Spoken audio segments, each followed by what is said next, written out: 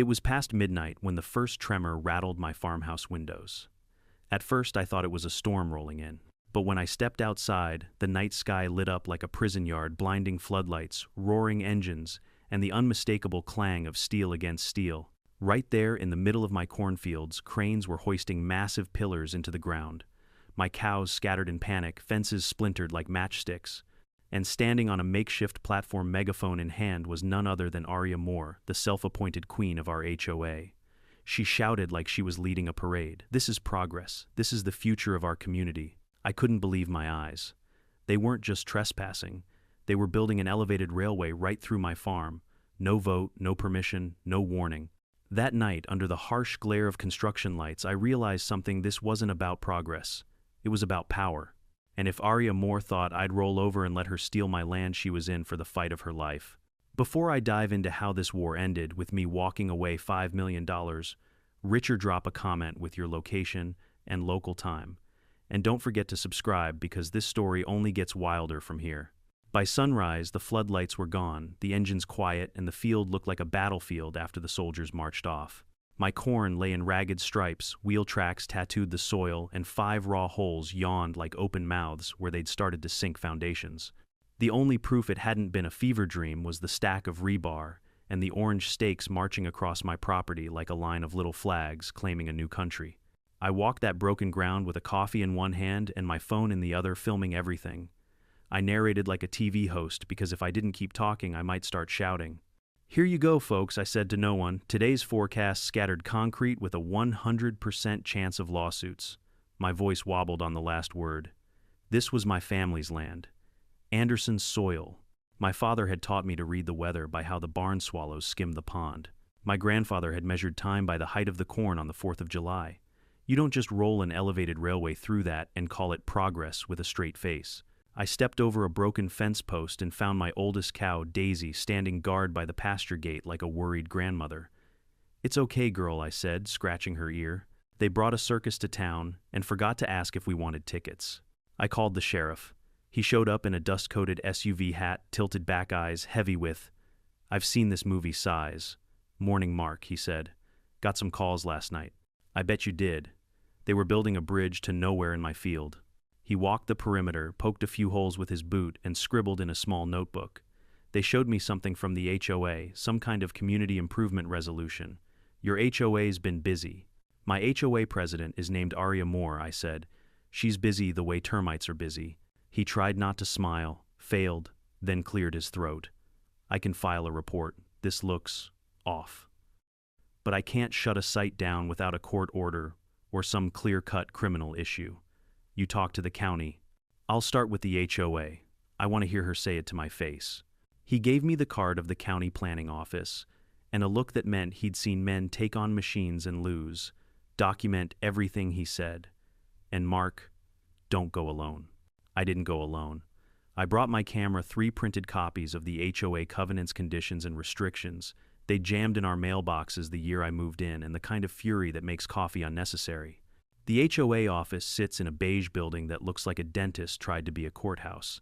The lobby smelled like lemon cleaner and quiet threats. Behind the counter, a receptionist smiled in that way. People smile when they've been told they're the first line of defense. "I need to speak with Miss Moore," I said. "Do you have an appointment?" "I have 5 holes in my cornfield. Does that count?" Something in my tone worked. 10 minutes later, the glass door opened, and Aria Moore entered like she owned the zip code. Pink blazer, pearls, hair, so controlled it could have passed an inspection. Her eyes did that quick top-to-bottom inventory thing. "Mr. Anderson," she said, "you look unrested. Your construction crew tucked me in with a pile driver." She led me into a conference room with a watercolor painting of a lake that looked too calm to be any lake within 50 miles of her. Saturday. She folded her hands. I kept mine open on the table because men who make fists in HOA meetings tend to lose. "This is a misunderstanding," Aria said, in the tone of someone who never misunderstands anything.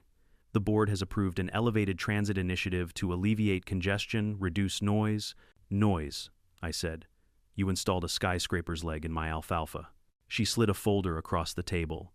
Inside, a glossy brochure with a friendly font, a cheerfully named Skyline connector, and a rendering of kids flying kites under a shadowless track. "This will increase property values," she said. "This will modernize our community." "You skipped a step," I said. The one where you get permission from the county, and me. She tilted her head sympathy, auditioning for her face. Easements, Mr. Anderson. The HOA negotiated a community easement with a private partner. The right-of-way maps are very clear. I've seen clearer maps on napkins.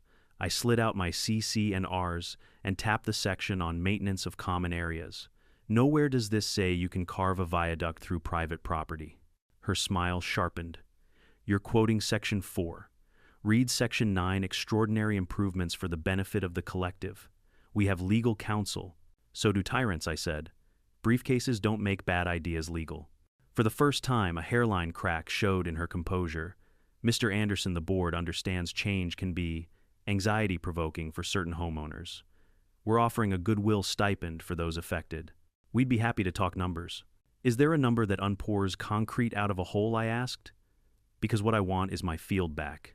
We'll take your concerns under advisement, she said, which is HOA for, we'll file them in a drawer that doesn't exist. When I left, a pair of board members were arriving golf shirts, approving nods, the kind of men who say, let's circle back like it's a blessing. In the parking lot, I ran into my neighbor Mrs. Delgado, who chaired the garden committee until Aria decided flowers clashed with her vision. Her lips were tight. They told me the railway would run behind my house, she whispered. I thought they meant behind, not through. They'll keep moving the word behind until it wraps around the whole town, I said. Back at the farm, I started making calls. County planning put me on hold with a loop of cheerful banjo that made me want to fight a jukebox. The state transportation office confused.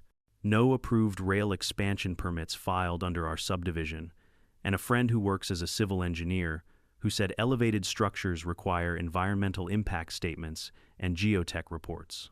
If they're not on file, someone's lying. Someone was, and I had a short list. That afternoon, I found an orange envelope taped to my mailbox, notice of violation. According to the HOA, my perimeter fence was non-compliant due to unauthorized modifications.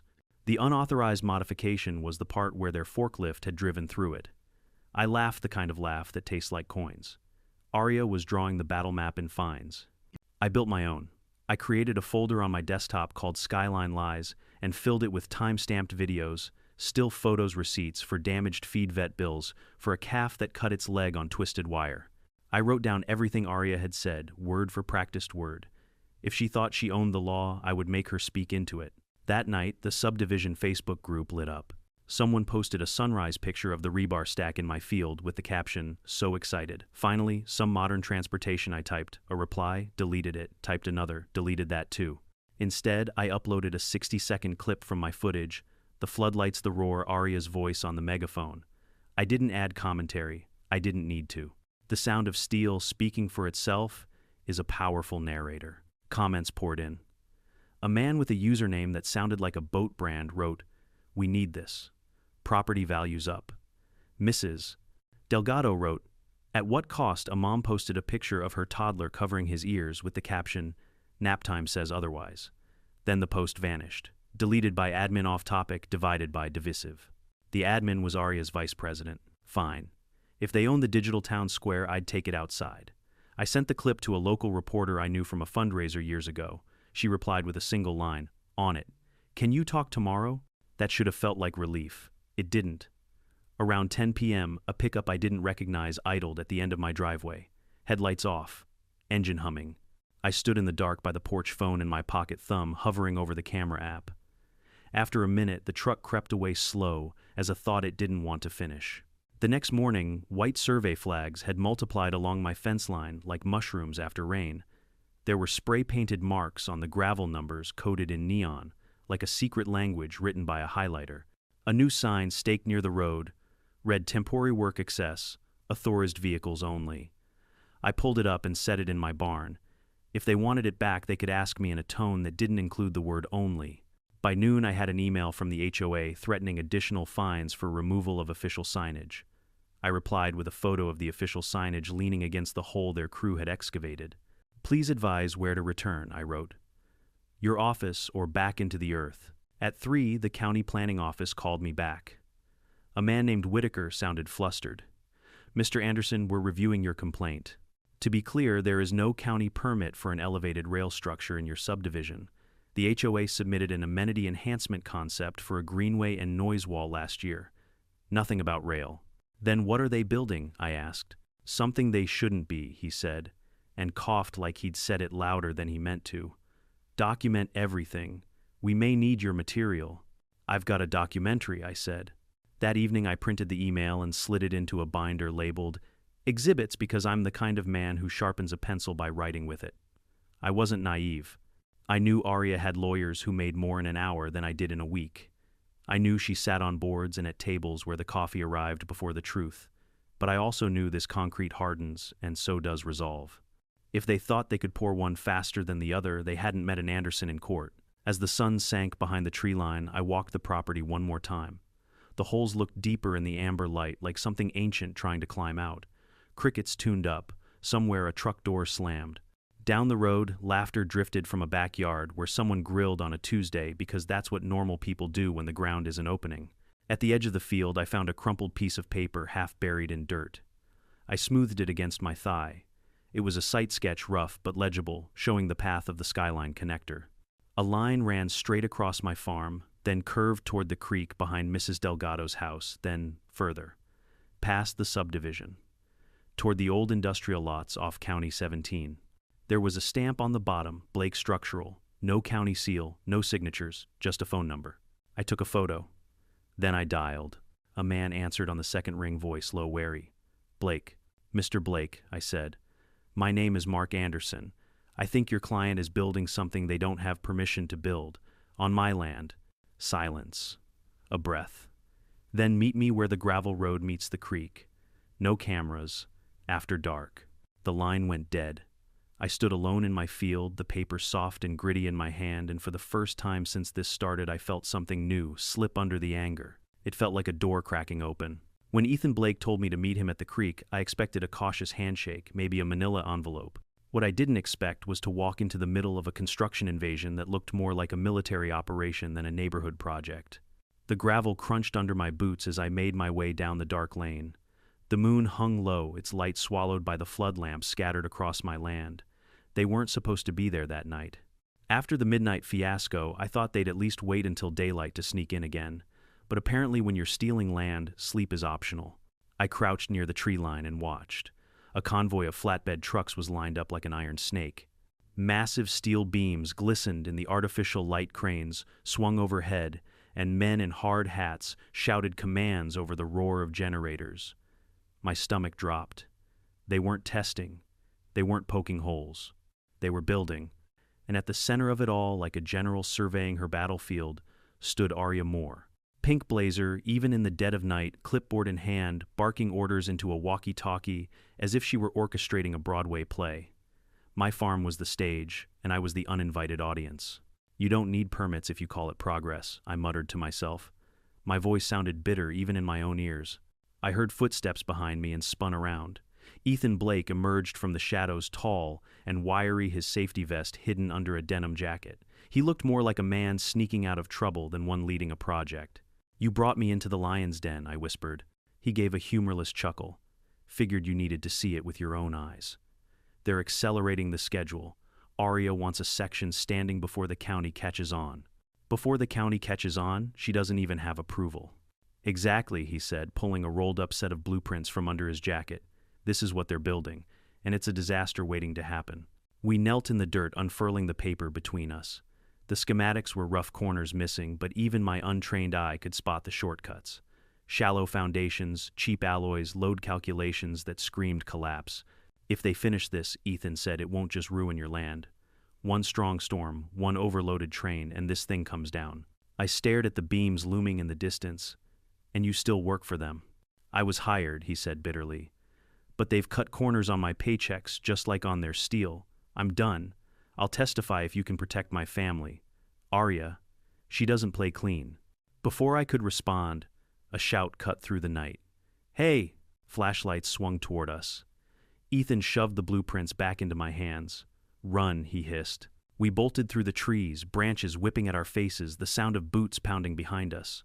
My heart hammered louder than the machinery. For a moment, I thought we were clear until a beam of light caught my shoulder. Stop trespassers. The absurdity almost made me laugh. Trespassers on my own land. We reached the creek, splashing through the water, and didn't stop until the lights faded behind us.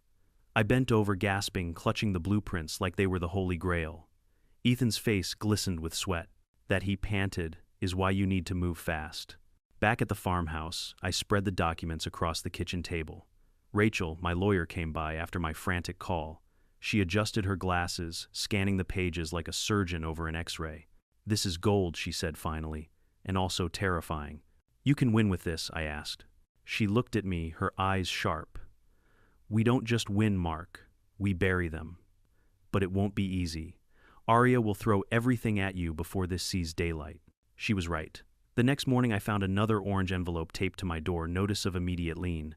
According to the HOA, I owed 3 months of unpaid fees, plus extraordinary assessment charges for disrupting community projects. The total $14,732.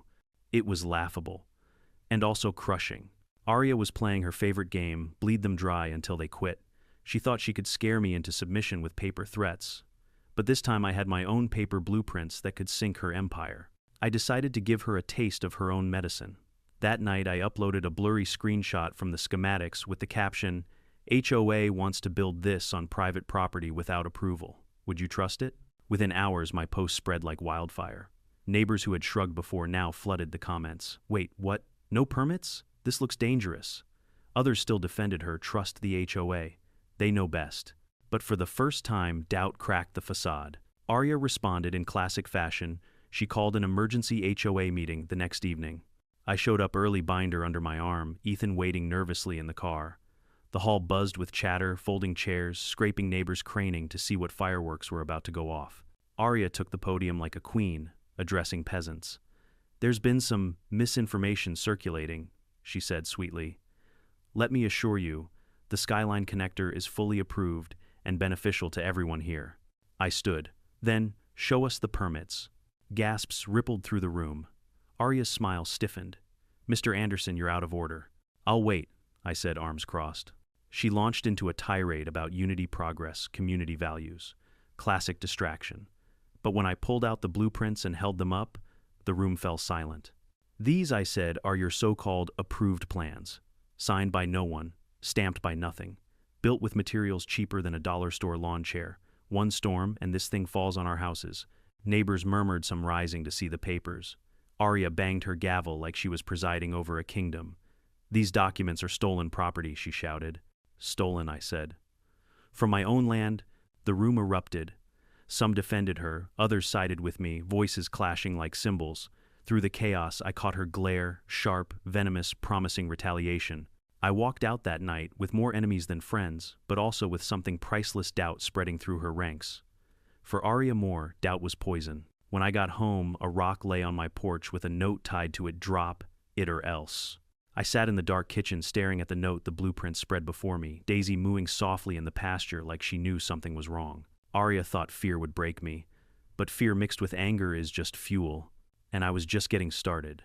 The emergency meeting had ended in chaos, but that was only round one. Arya wasn't the type to lick her wounds quietly. By the time the weekend rolled around, she'd scheduled a special session of the HOA board, complete with catered finger sandwiches and a hired security guard who looked like he wrestled refrigerators for fun. I showed up anyway. Binder in hand, boots muddy from the field, the smell of my barn still clinging to me like armor. People turned their heads when I walked in. Some nodded sympathetically. Others avoided eye contact as if HOA trouble was contagious. At the front of the room, Arya sat with her board like a queen, flanked by courtiers. Pink blazer again, pearls again, hair sprayed into the shape of authority itself. She tapped her gavel 3 sharp knocks, and the room fell into uneasy silence. "Order," she declared. "We are here to address the disruptive actions of one homeowner, Mark Anderson." I laughed. Couldn't help it. "Funny," I said. "I thought we were here to talk about the elevated railway sprouting through my field like a steel weed." Snickers from the back. Arya's eyes narrowed. "Mr. Anderson, you will wait until you are recognized." "I've been recognized enough," I shot back. "Every time a crane parks on my property." Gasps fluttered through the crowd. The security guard shifted his stance, but Arya held up a manicured hand. She wanted this fight on her stage. "Let's be clear," she said, voice syrupy. "The board is acting in the best interests of the community. Progress requires vision. Progress requires sacrifice." And sometimes she let her eyes rest on me, that sacrifice is personal comfort. "Comfort," I barked. Lady, they dug 5 craters in my cornfield. My fence is rubble. My livestock is terrified. That's not comfort, that's theft with extra steps. Her smile froze into something sharper. Mr. Anderson has been spreading misinformation online. Unverified documents, stolen property. That's when she signaled to her vice president, a man named Greg Holt, slick hair, slicker tongue. He stood with a flourish, holding up color-printed screenshots of my social media posts. Here we see Mr. Anderson deliberately undermining the community by posting fabricated plans Greg intoned like he was addressing a jury. This damages property values, scares families, and I cut him off. Fabricated. That blueprint came straight from your engineer, Blake Structural. You know him, don't you? Or did you stiff him on payments too? A murmur rolled through the room. Someone whispered, I heard about that, and suddenly half a dozen neighbors leaned toward each other, buzzing like bees. Arya slammed her gaul. Olda? But the murmurs grew. People wanted answers, and for the first time they weren't buying the HOA's script. I took my chance. I pulled out a glossy 8x10 photo from my binder, one of the blueprints Ethan had given me enlarged and highlighted. I held it high. Look at this, I said. No county seal, no permits, just sloppy math and shortcuts. This isn't progress, it's a liability waiting to collapse on our homes. And Arya wants us to clap for it like trained seals. The room tilted in my favor. Neighbors craned their necks, whispering louder now. A man in a ball cap muttered, My house is right under that line. A mother hugged her child tighter. Arya's mask cracked. Her voice lost its sweetness. You don't understand the complexities of urban development, Mr. Anderson. You're a farmer. Leave this to professionals. That one stung, but not the way she thought. I leaned forward, voice calm, deliberate. My family has worked that soil for 3 generations. We understand stability. We understand foundations. You're trying to build castles in the air with monopoly money, and when it crashes down, you'll blame everyone but yourself. The silence that followed was electric. For one heartbeat, I thought maybe, just maybe, I'd won them over completely. Then Arya played her card. She snapped her fingers, and the security guard lumbered forward with a manila folder. He handed it to her, and she pulled out a crisp stack of papers. These, she announced, are official violations committed by Mr. Anderson over the past year. She began reading them aloud one by one. Unauthorized barn extension, improper placement of farm equipment, grass height exceeding 6 inches, unapproved signage. The audience tittered. Someone laughed outright. Arya smiled like a cat.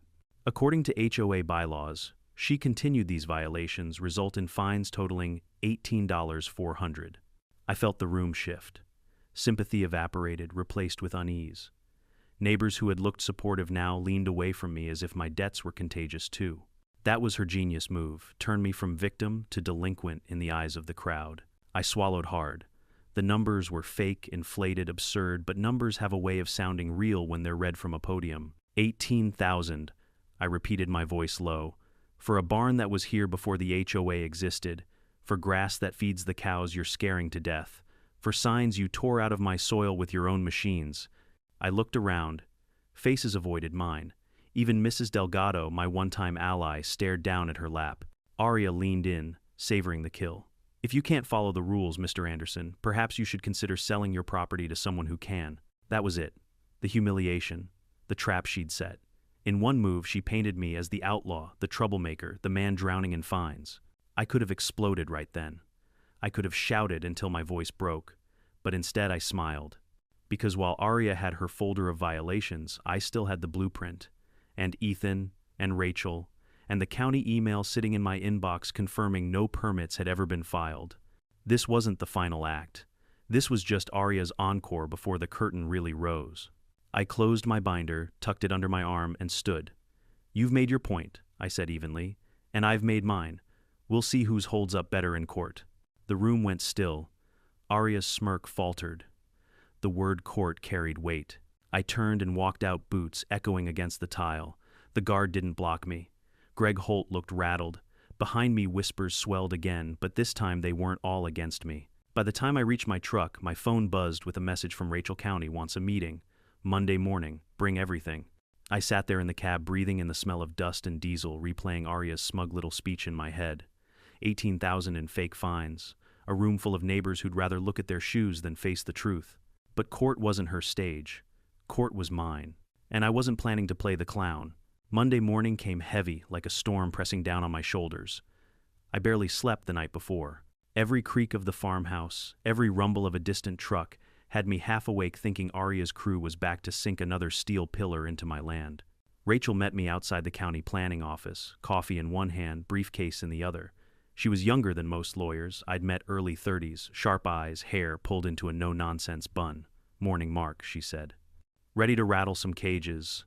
"Been ready since the first hole they dug," I muttered. Inside, we were led to a bland conference room. Fluorescent lights at table, two shiny chairs that squeaked when you shifted. 3 county officials sat waiting, all in various shades of beige suits. Mr. Whitaker, the man I'd spoken to on the phone, looked nervous already. Rachel got right to it. She laid out the binder I'd built: photographs, videos, damage receipts, copies of the CC and Rs, and most importantly, the blueprint Ethan had risked himself to hand over.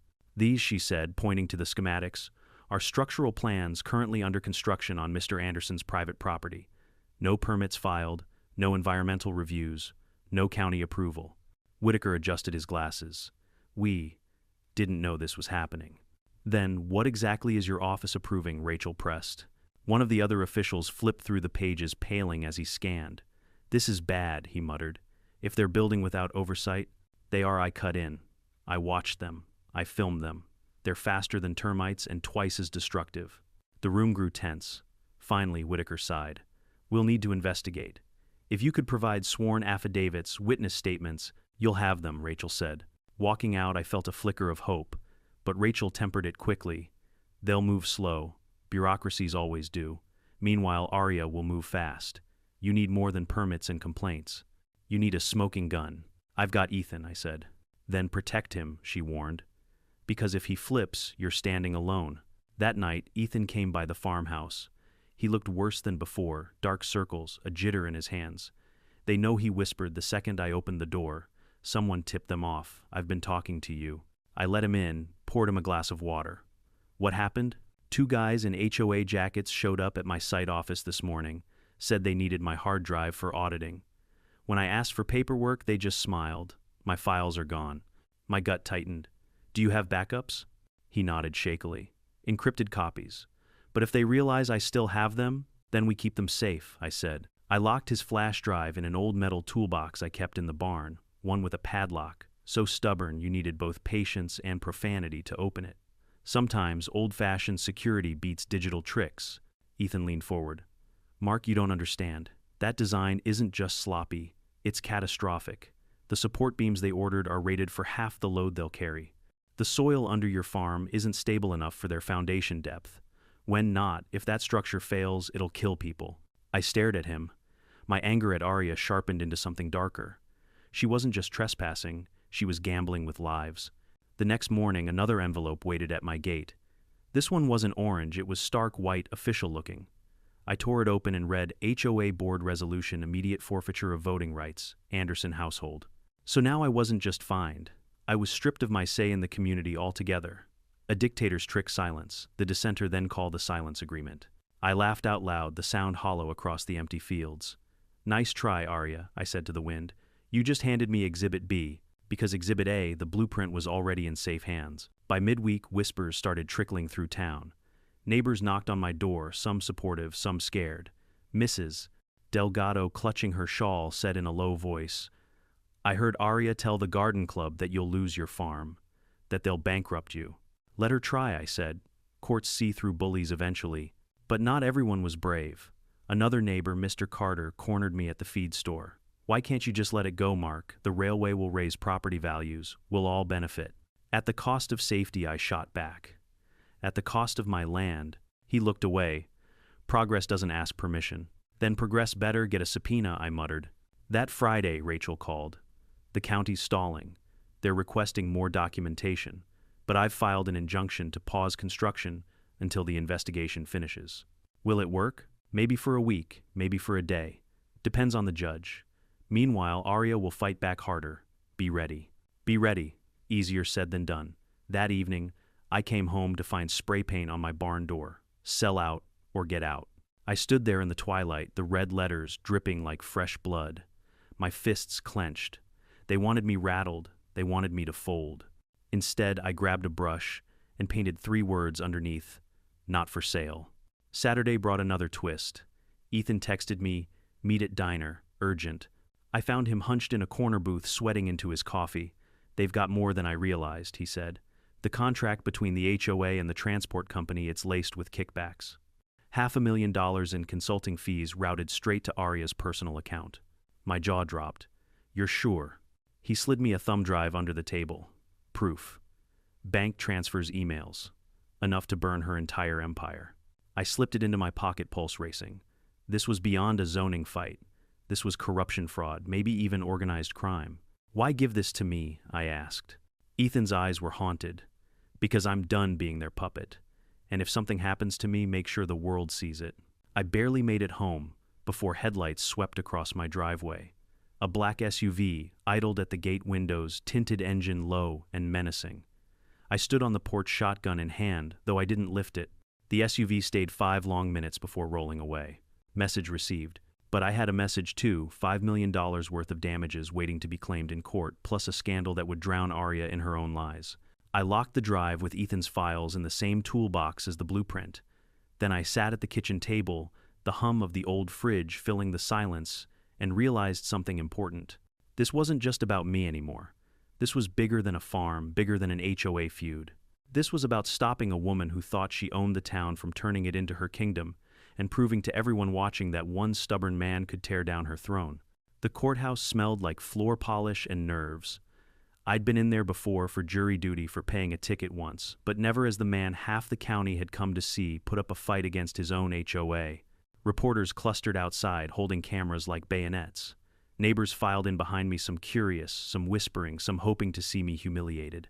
Rachel walked at my side heels, clicking sharp against the tile briefcase, clutched like a weapon. "Remember," she said under her breath, "we stick to facts. Let Arya's ego do the rest." Inside the courtroom hummed with tension. The HOA had rolled in a full legal team, 3 men in tailored suits and 1 woman with glasses perched low on her nose. Arya sat at the head of their table, pearls gleaming pink blazer, freshly pressed smile carved into her face like stone. She looked like she was already posing for her victory portrait. The judge, an older man named Harper, with a gravelly voice, called the session to order. "Case of Anderson v. Homeowners Association presided by this court. Counsel proceed." The HOA lawyers wasted no time.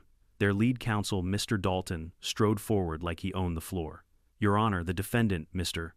Mark Anderson, has repeatedly obstructed a community-approved project designed to bring growth and prosperity. He circulated falsified documents, harassed board members, and endangered progress." Progress. That word again. They wielded it like a sword, hoping it would cut deeper than truth. Rachel stood next, calm and precise. "Your Honor, what Mr. Dalton calls progress is, in reality, an illegal construction project. The HOA had no authority to seize private farmland, no permits from the county, and no safety studies.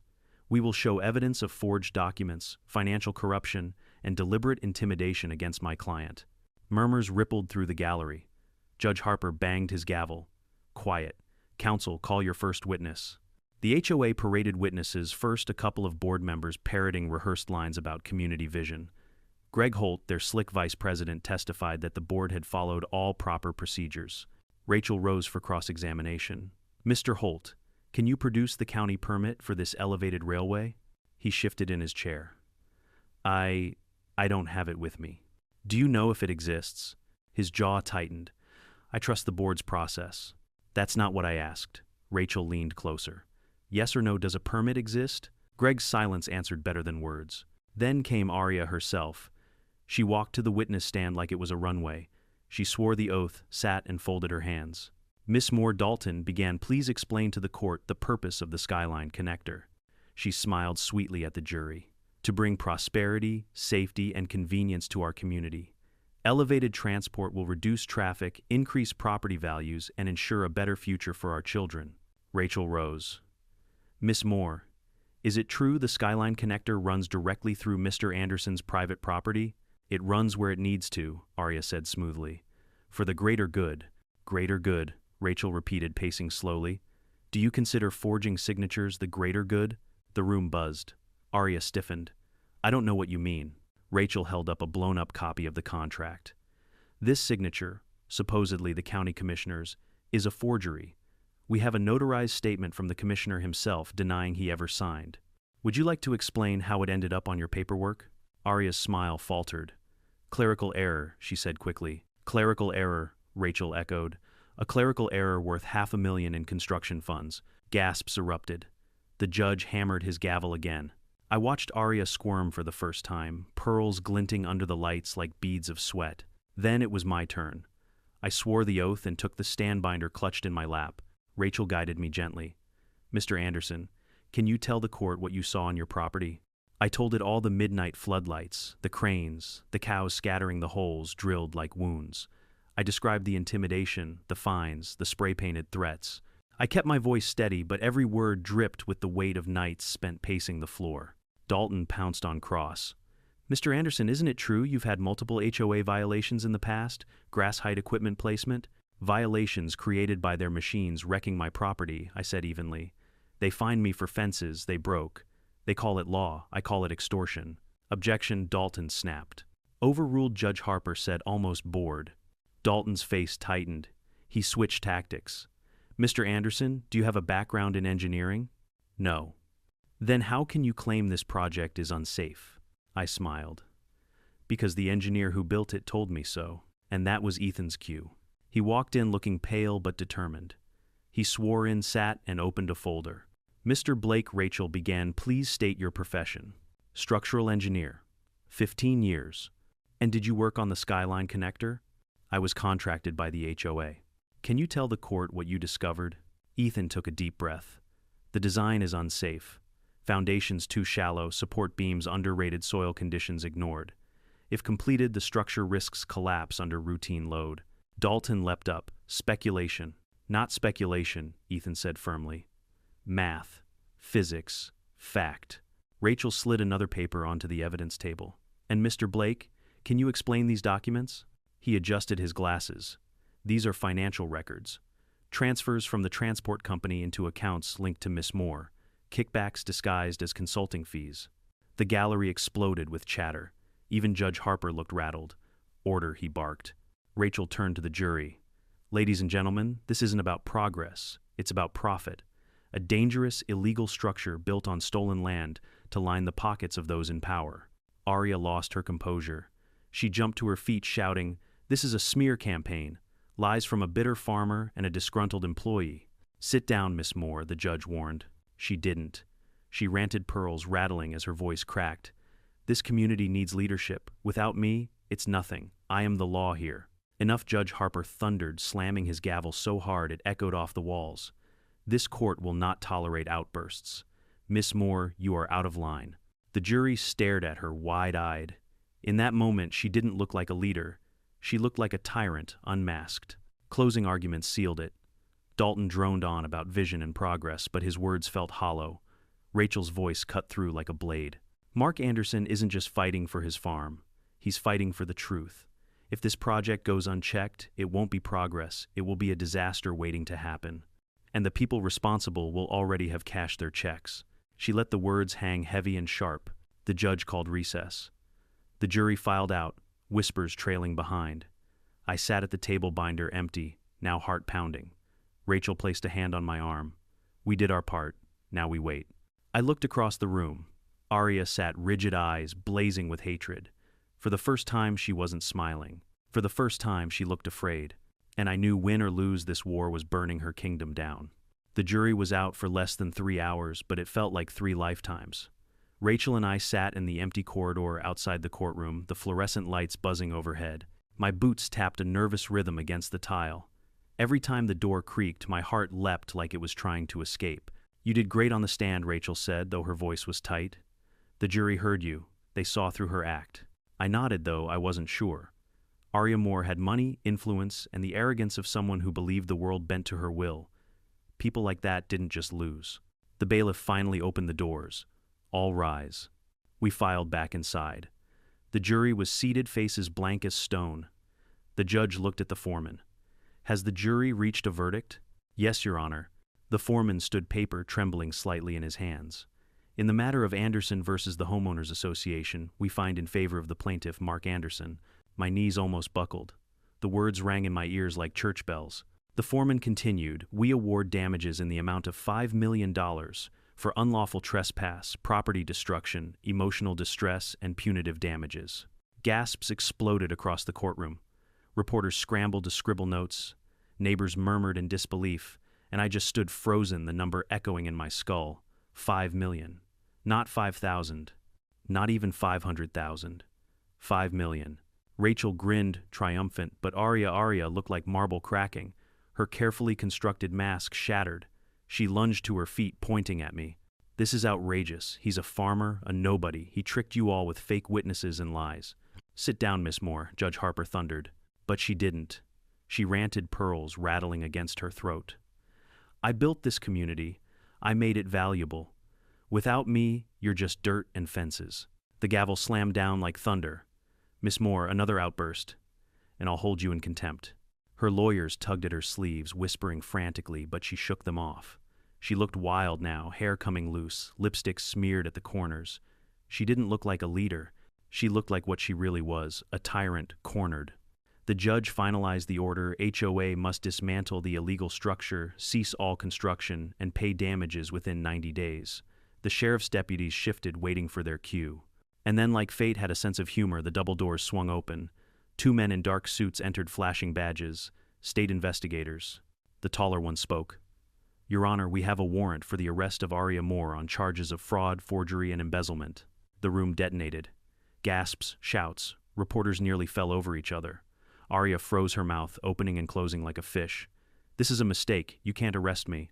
I'm the president of the board." "You were the agent," said flatly, snapping cuffs onto her wrists. "Now you're under arrest." Neighbors who'd feared her for years whispered in shock. Some even clapped quietly as if afraid she'd still bite. Greg Holt, her vice president, turned pale and slipped toward the exit, but deputies blocked him. I just stood there, stunned. My enemy, my tormentor, was being hauled out of the courtroom in chains. For a moment, I almost pitied her. Almost. Afterward, the reporters swarmed me outside the courthouse steps. Microphones shoved in my face, flashes blinding. "Mr. Anderson, how do you feel about the verdict?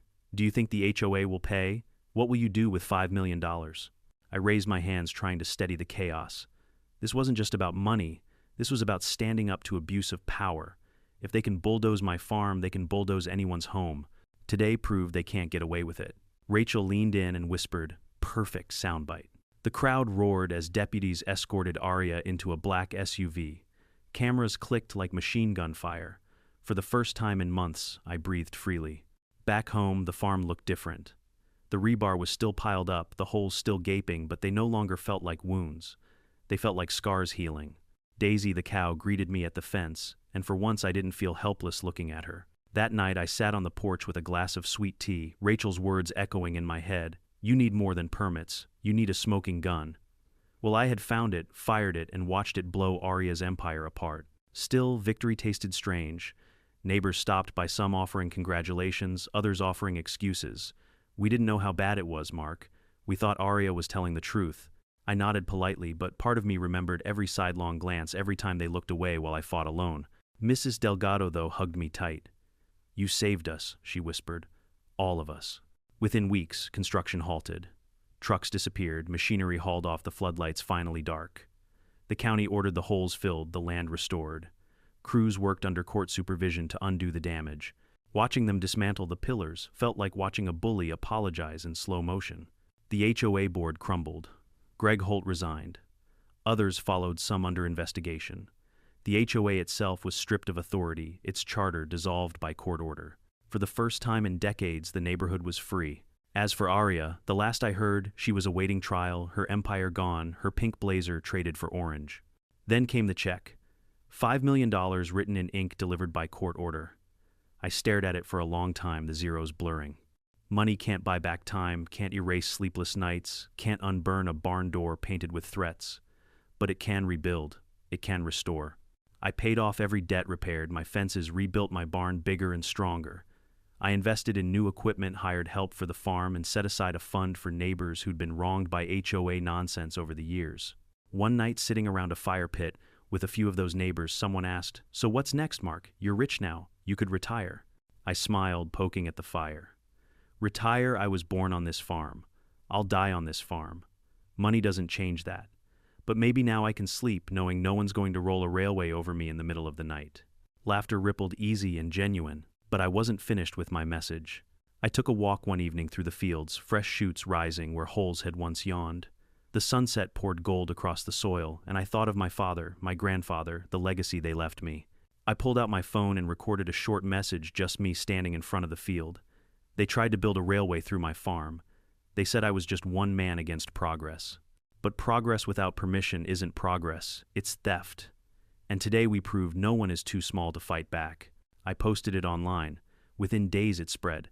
Messages poured in from strangers across the country, stories of their own HOAs, their own battles, their own bullies.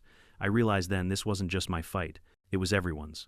As the cicadas sang that night, I leaned back in my porch chair, tea glass, empty heart, finally steady.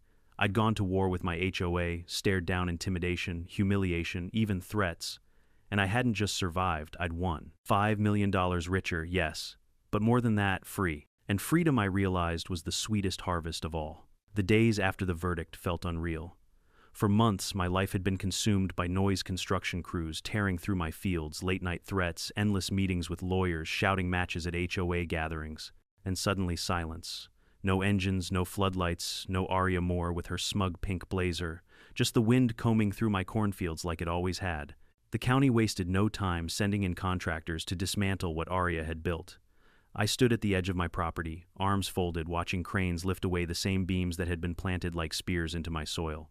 It was strange, the sound of destruction felt almost musical when it was undoing someone else's mess. Daisy, the cow, ambled over, chewing lazily, as if to say, "Took you long enough, boss." I laughed for the first time in weeks, a full-bellied laugh that startled even me. Neighbors began stopping by, some out of guilt, some out of genuine relief. Mrs. Delgado brought a basket of tamales and hugged me so tight I thought my ribs would crack. "You saved us all," she said again. Mr. Carter, the one who'd told me to let it go, shuffled his feet awkwardly on my porch. "Guess you were right," he admitted. "I just didn't think anyone could actually beat her." "That's the thing about bullies," I told him. "They look 10 feet tall until someone pushes back. Then you realize it's all smoke and mirrors." The $5 million check arrived by certified mail, crisp as a winter morning. Rachel came by to watch me open it, grinning like she'd won the lottery herself. "What's it feel like?" she asked.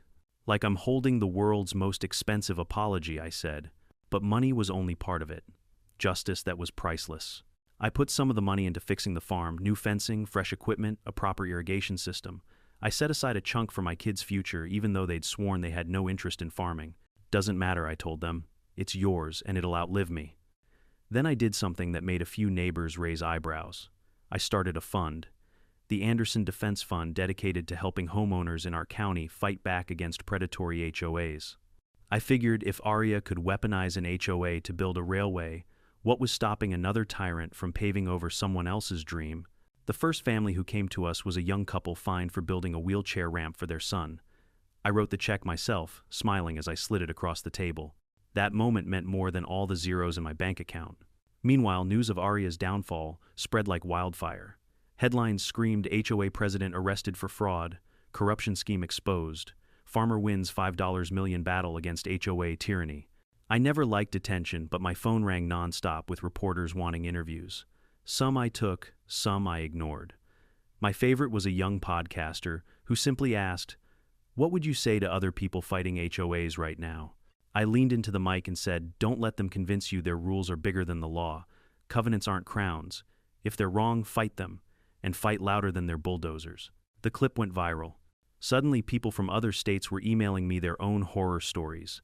HOA presidents measuring grass with rulers, demanding homeowners repaint their houses because of clashing colors, even one that banned pickup trucks in driveways. I realized my little war had opened a door. I wasn't just Mark Anderson the farmer anymore. I was Mark Anderson, the man who proved an HOA could be beaten. One evening after the dust had settled, I sat on my porch with Rachel and Ethan. The sun dipped low, staining the sky orange and purple. Ethan looked better now, less haunted, though he still carried guilt for being part of the project. "You did the right thing," I told him. "Without you, they'd still be pouring concrete in my field." He shook his head. "Without you, I'd still be working for them. You gave me the push I needed." Rachel raised her glass of sweet tea. "To justice," she said. We clinked glasses. For a long moment, none of us spoke. We didn't need to. The quiet said enough. Months later, the field was whole again. Grass grew where rebar once stabbed the ground. Crops swayed in the breeze, unbroken, uninterrupted. Life had returned. I walked those rows one evening, letting my hands brush against the stalks, and thought of my father and grandfather. They'd fought storms, pests, droughts. But me, I'd fought something worse: arrogance dressed as authority. And I'd won.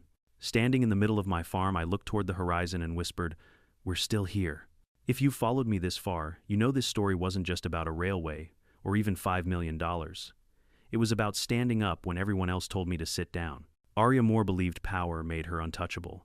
She thought a title, a gavel, and a pink blazer could bulldoze centuries of heritage and common sense. And for a while, she almost convinced the whole community she was right. But here's the truth. Power only lasts if people let it. Bullies thrive on silence. The moment someone stands up, the spell breaks. I won money, yes, but more importantly, I won freedom. Freedom to work my land without fear. Freedom for my neighbors to plant flowers without getting fined. Freedom for families to build wheelchair ramps, to live their lives without asking permission from a petty tyrant.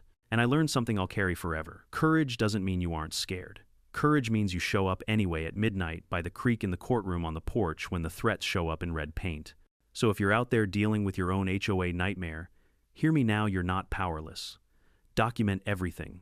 Find allies. Fight back. The law is bigger than their bylaws. And when you win, and you will, you won't just save your home. You'll save your dignity. Now tell me in the comments, if your HOA tried to steal your land, what would you do? And don't forget to subscribe, because this war may be over, but there are plenty more HOA stories to come.